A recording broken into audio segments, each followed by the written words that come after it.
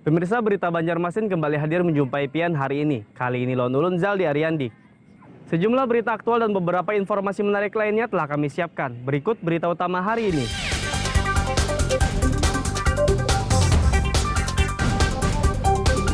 Tersangka curanmor dan penadah ditangkap polisi.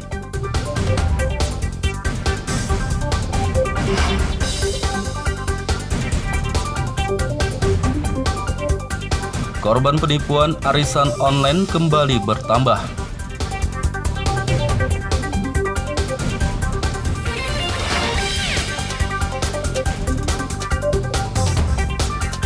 Puluhan pengendara terjaring razia vaksinasi COVID-19.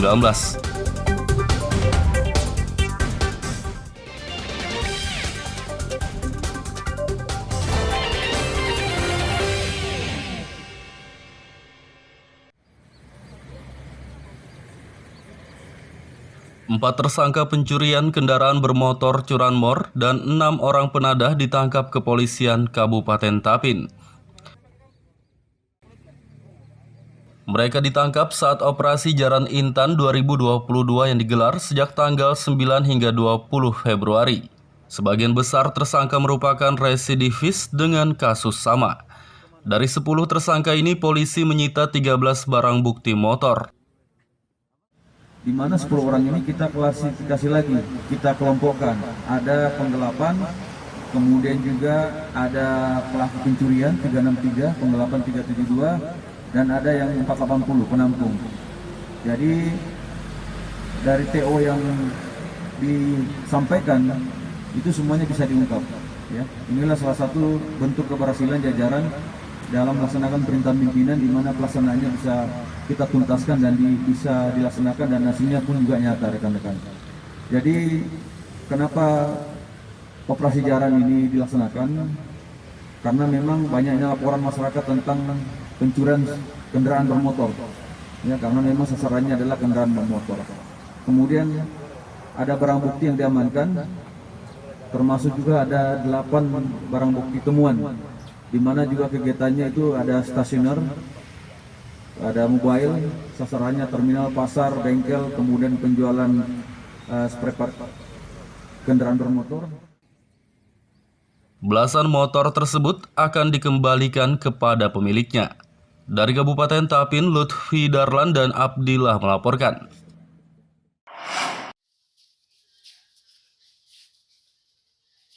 Korban penipuan berkedok arisan online dari tersangka berinisial RA kembali bertambah.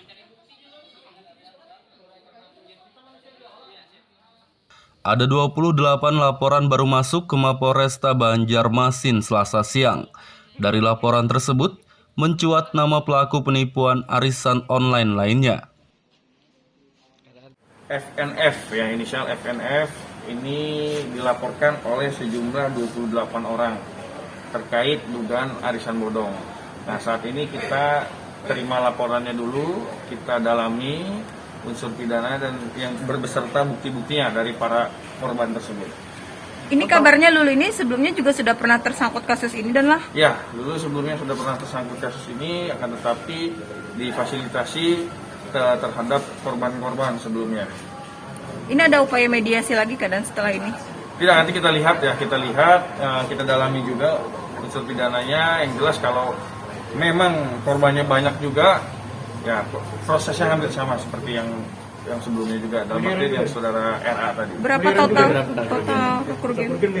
Masih kita kumulir ya, karena baru menerima laporannya kita.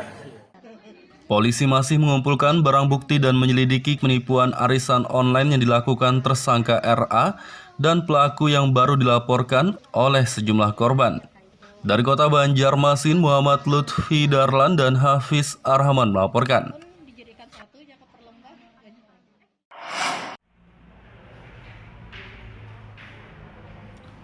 Lonjakan kasus COVID-19 di Kota Banjarmasin yang terjadi sejak sebulan lalu kini mulai menurun.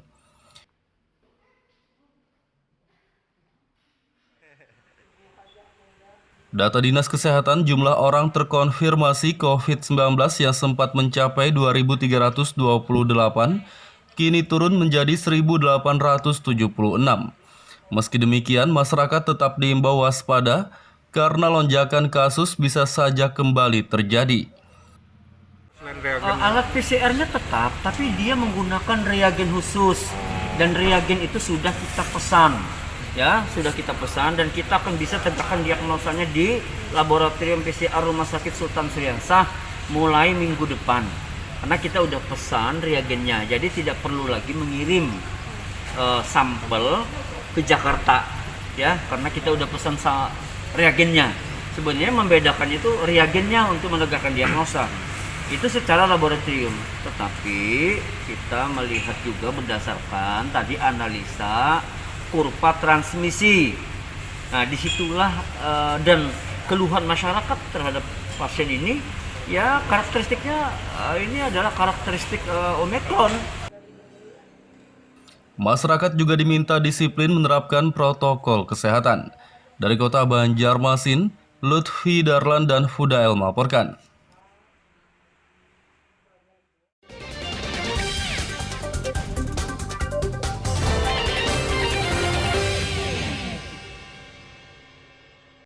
Pemirsa masih bersama kami dalam Habar Banjarmasin. Gasan pian yang hanyar bergabung, berikut Habar Banjarmasin utama hari ini.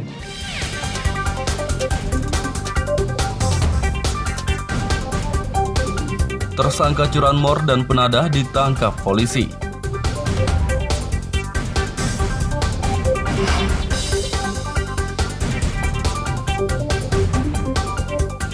Korban penipuan arisan online kembali bertambah.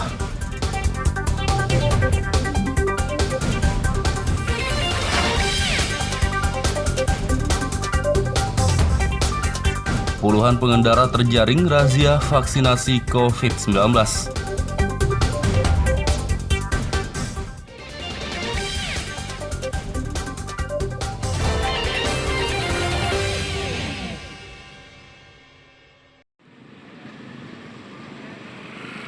Kepolisian Kabupaten Banjar menggelar razia vaksinasi COVID-19 Selasa pagi. Razia digelar di kawasan Sekumpul Martapura dan Pasar Batuah. Pengendara yang melintas diminta menunjukkan bukti telah divaksin. Mereka yang tidak memiliki kartu vaksin diminta mengikuti vaksinasi di pos polisi sekitar. Yang sudah kita lakukan vaksinasi sampai saat ini mulai pagi tadi sudah sekitar 50 orang yang ada di satu titik pospol BPS Martapura. Dan ini kita laksanakan di 2 titik, yaitu di pospol Batuah dan pospol Martapura. Untuk yang diperiksa kartu vaksin ini pengendara roda 2 aja kan apakah enggak roda 4 juga? Tetap kita upayakan untuk roda 2 dan roda 4 kegiatan ini tetap berjalan. Jadi bagi pengendara yang tidak bisa memperlihatkan kartu vaksin langsung disuntik di tempat ya, Lur? Tetap kita lakukan prosedur vaksinasi. Kegiatan ini sampai berapa hari nantinya, Lur? Kita terus menerus, ini untuk rencana di 1 minggu ini full di beberapa titik yang sudah kita tentukan dan nantinya kita laksanakan beserta Pak Kapolsek Kota Martapura. Dalam kegiatan ini petugas menjaring puluhan pengendara yang tidak memiliki kartu vaksin. Dari Kabupaten Banjar, Lutfi Darlan dan Fahmi melaporkan.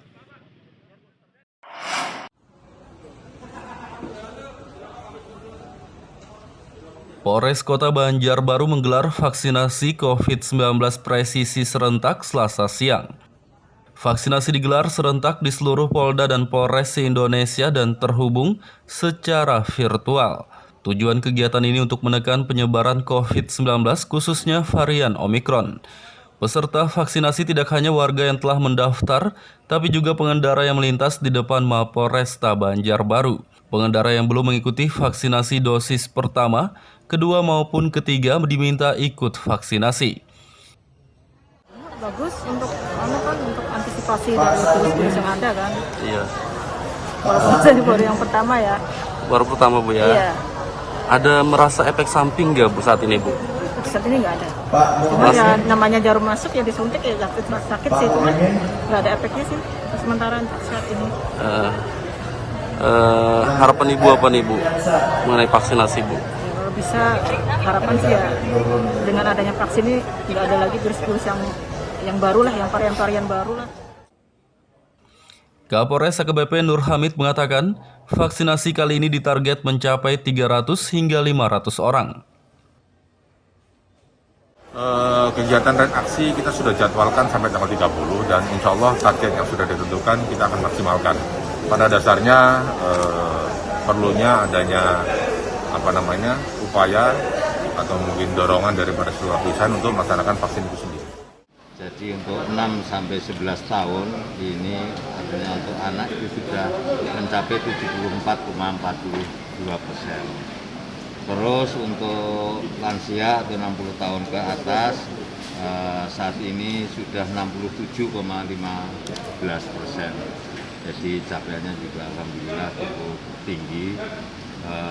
Terus artinya yang 18 sampai 59 tahun artinya untuk umum ini juga sudah mencapai untuk dosis 1 kalau di 10.000 ini ada 132.671. Jadi sudah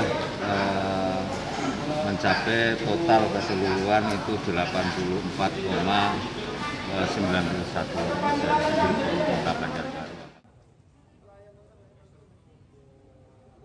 Vaksinasi presisi serentak diharapkan dapat mempercepat dan meningkatkan capaian. Dari Kota Banjarbaru, Lutfi Darlan dan Fahmi melaporkan.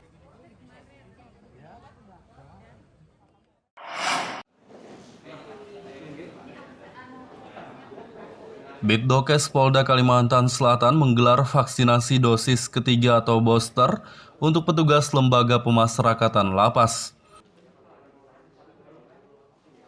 Vaksinasi digelar di Lapas Kelas 2A kawasan Setoyo S, Banjarmasin Barat, Selasa pagi. Dari 169 petugas di lapas ini, 80 diantaranya dapat mengikuti vaksinasi booster. Petugas lainnya tidak dapat divaksin karena masa vaksin kedua belum mencapai 6 bulan. Selain itu, sebagian juga ada yang positif COVID-19 sehingga menjalani isolasi mandiri. Gimana tujuannya gimana? Baik, ya, alhamdulillah ya. Akhirnya kita kebagian juga di Lapas Banjarmasin ini vaksin ketiga yaitu booster ya. Jadi rencana kami untuk hari ini tujuannya ya jelas untuk mencegah daripada penyebaran COVID-19 khususnya varian Omicron ya yang sekarang ini yang sedang naik-naik ke puncak gunung ini namanya kan. Iya. Ya di mana-mana udah level 3 semua. Mungkin ada berapa yang hari ini Pak yang mendapatkan vaksin ini? Ya rencana kami hari ini seluruh pegawai. Namun kelihatannya kan di samping memang masih ada yang terpapar, kami ini ada sekitar 5 orang yang terpapar yang sedang di isoman di rumah ya, di rumah. Jadi dari 169 orang itu salah satunya ada yang isoman dikurangi itu. Kemudian ada yang memang belum waktunya 6 bulan termasuk saya sendiri. Nggak ada dampak yang berpengaruh besar. Mungkin ini tergantung ketahanan diri masing-masing. Kalau saya nggak ada efek apa-apa. Ini atas kemauan sendiri berarti booster ya? Iya, ini atas kemauan sendiri. Soalnya ini saya ngikuti yang ketiga. Kalau dilihat dari kondisinya di sini memang sangat diperlukan yang supaya namanya vaksin booster. Memang, kalau vaksin memang kita sangat memerlukan. Soalnya kita kan di sini hidup secara bersosial, kelompok. Otomatis kita akan berhadapan dengan warga binaan, sama petugas. Karena kita yang membawa dari luar, kita sangat perlu dan harus melakukan vaksin. Selain petugas, vaksinasi untuk warga binaan juga bakal digelar selama 2 hari, yakni pada hari ini dan Kamis besok. Dari Kota Banjarmasin, Lutfi Darlan dan Fudael melaporkan.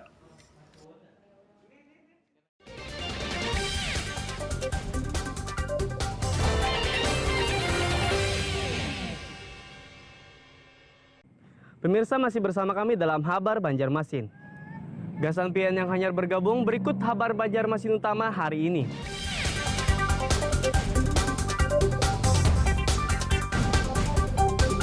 Tersangka curanmor dan penadah ditangkap polisi.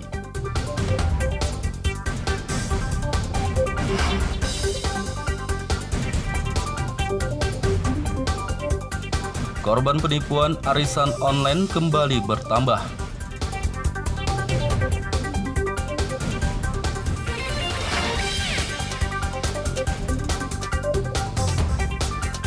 Puluhan pengendara terjaring razia vaksinasi COVID-19.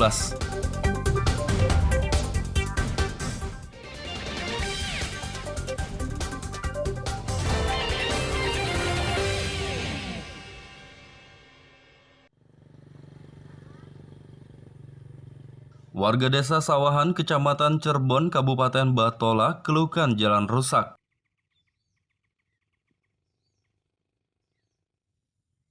Jalan sepanjang 5 km tersebut rusak setelah direndam banjir awal tahun 2021 lalu. Banyak lubang berdiameter cukup besar dengan genangan air di jalan ini. Lubang-lubang tersebut sering mengakibatkan kecelakaan seperti pengendara terjatuh. 2001 tadi waktu adanya banjir. Habis banjir lah. Iya. Nah, jadi warga yang keluar masuk di sini sering lah terjatuh atau apa? Wah, itu sering benar. Ada apa yang membawa hasil tani di sini kan istilahnya sering terjatuh. Ada yang anak sekolah lah becek-becek segalan kan sampai ke sekolahan tuh hampir-hampir lah pakaiannya kotor semuanya. Jadi berapa kilo yang rusak nih jalannya? Sekitar 5,5 kilo kurang lebih lah, nah gitu. Jadi untuk kondisi jalan sendiri seperti apa ini, Pak? Ya kurang bagus lah kayak ini. Pernah terjatuh, sakit, Pak? Sakit semua udah jalannya. Pernah jatuh, Pak? Oh, sering. Tadi ada kejeblos. Apakah mungkin itu ada semuanya diserahkan ke provinsi atau ke pusat? Saya kurang tahu juga.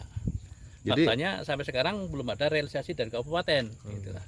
Jadi untuk sementara ini agar bisa dilewati jalan ini diapakan oleh warga? Nah, sementara ini warga inisiatif mencari galam untuk menghampar jalan-jalan yang amblas-amblas itu aja.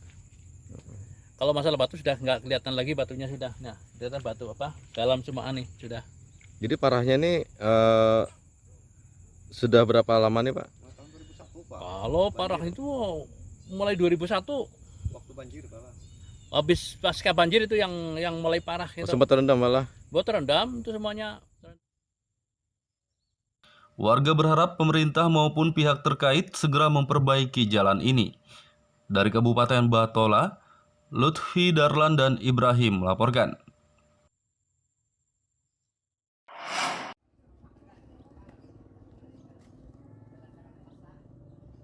Jalan rusak di kawasan Simpang Pengambangan, Banjarmasin Timur tak kunjung diperbaiki.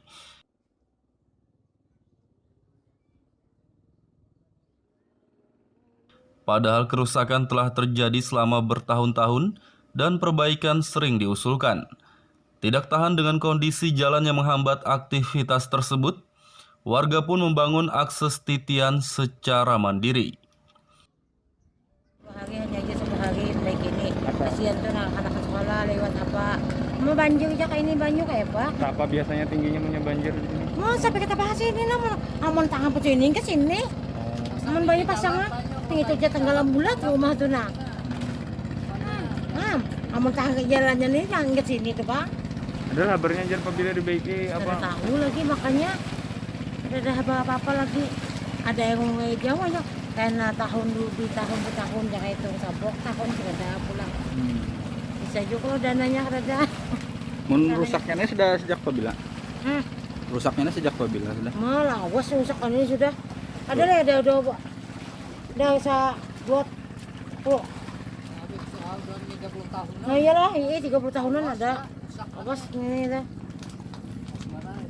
Ini diulah apa namanya titian nih? Ulah titian kayu Ini gasan untuk jalan aja untuk anak-anak sekolah apa sana. Kayak karena kita kan Tuhannya kelaannya lo nah. Kasihan kebanjiran apa tuh. Material kayu yang digunakan untuk membangun titian ini dibeli warga dari hasil patungan. Dari kota Banjarmasin, Lutfi Darlan dan Hudael melaporkan.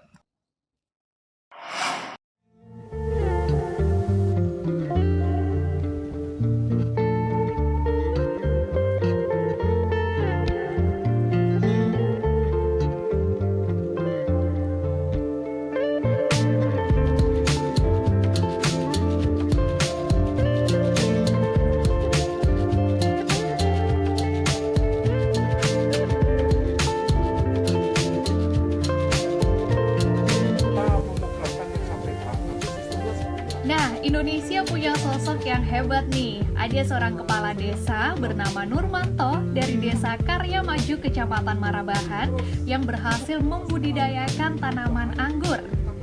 Atas keberhasilannya membudidayakan tanaman yang sulit tumbuh di daerahnya tersebut, kini desanya akan dijadikan program agrowisata buah.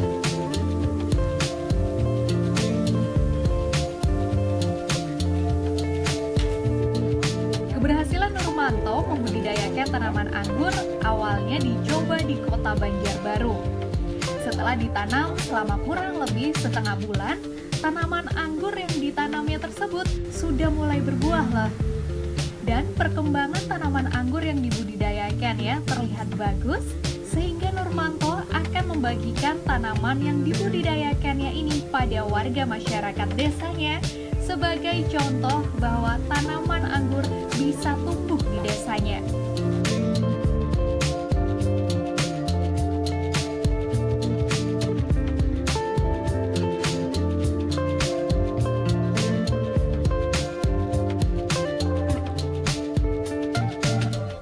Untuk membasmi hama, Nurmanto tidak menggunakan bahan kimia. Ia menanam tumbuhan hutan yakni kantong semar sebagai insektisida alami untuk tanaman anggurnya.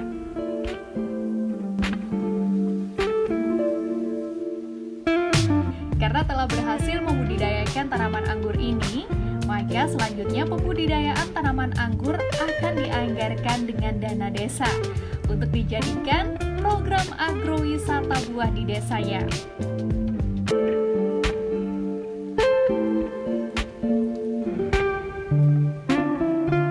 Kami terapkan di Banjarbaru setelah buah, langsung kita terapkan di Desa Karya Maju. Tujuannya yaitu untuk meningkatkan kesetaraan masyarakat.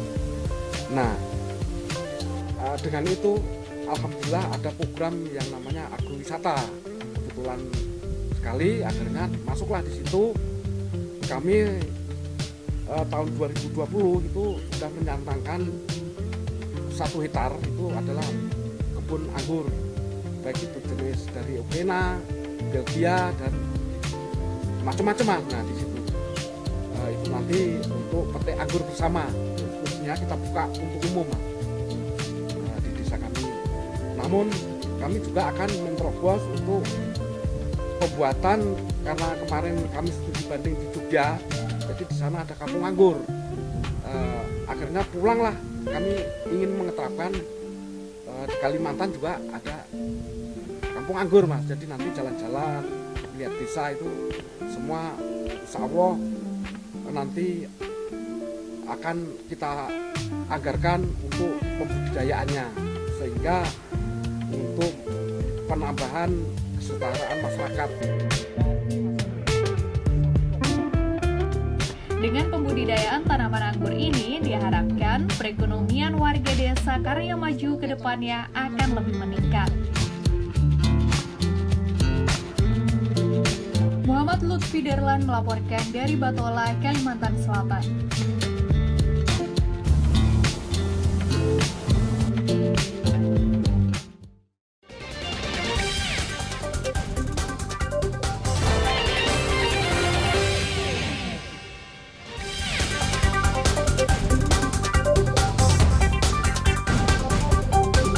Tersangka curanmor dan penadah ditangkap polisi.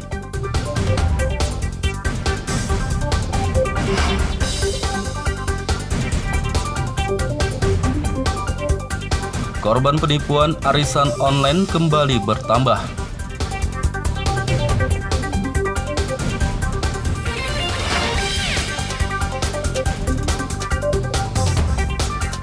Puluhan pengendara terjaring razia vaksinasi COVID-19.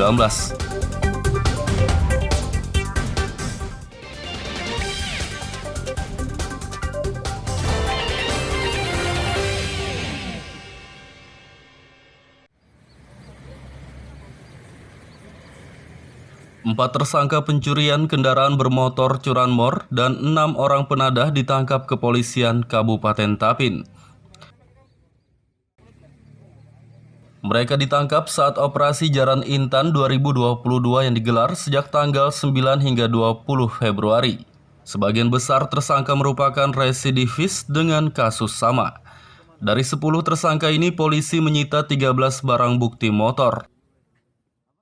Di mana 10 orang ini kita klasifikasi lagi, kita kelompokkan. Ada penggelapan, kemudian juga ada pelaku pencurian 363, penggelapan 372, dan ada yang 480 penampung. Jadi dari TO yang disampaikan itu semuanya bisa diungkap. Ya, inilah salah satu bentuk keberhasilan jajaran dalam melaksanakan perintah pimpinan, di mana pelaksanaannya bisa kita tuntaskan dan bisa dilaksanakan, dan hasilnya pun juga nyata, rekan-rekan. Jadi kenapa operasi Jaran ini dilaksanakan?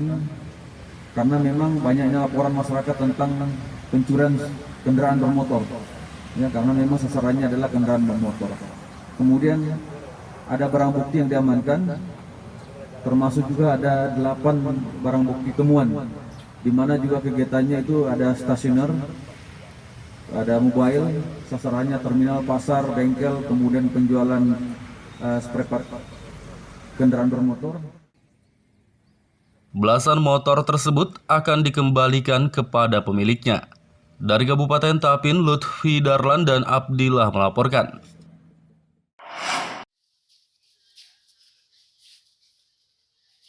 Korban penipuan berkedok arisan online dari tersangka berinisial RA kembali bertambah.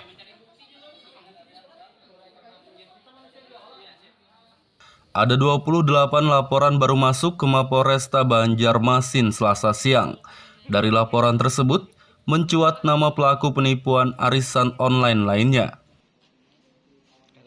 FNF, yang inisial FNF, ini dilaporkan oleh sejumlah 28 orang terkait dugaan arisan bodong.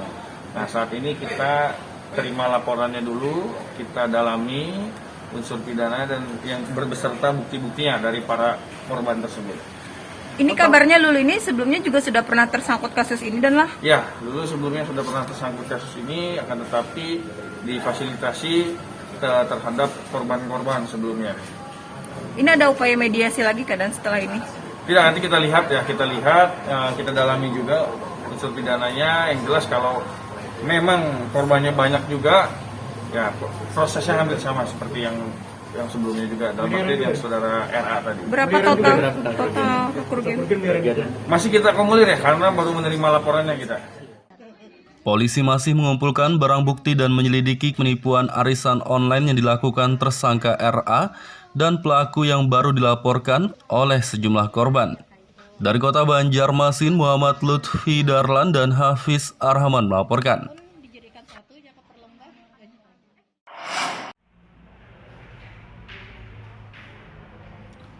Lonjakan kasus COVID-19 di Kota Banjarmasin yang terjadi sejak sebulan lalu kini mulai menurun.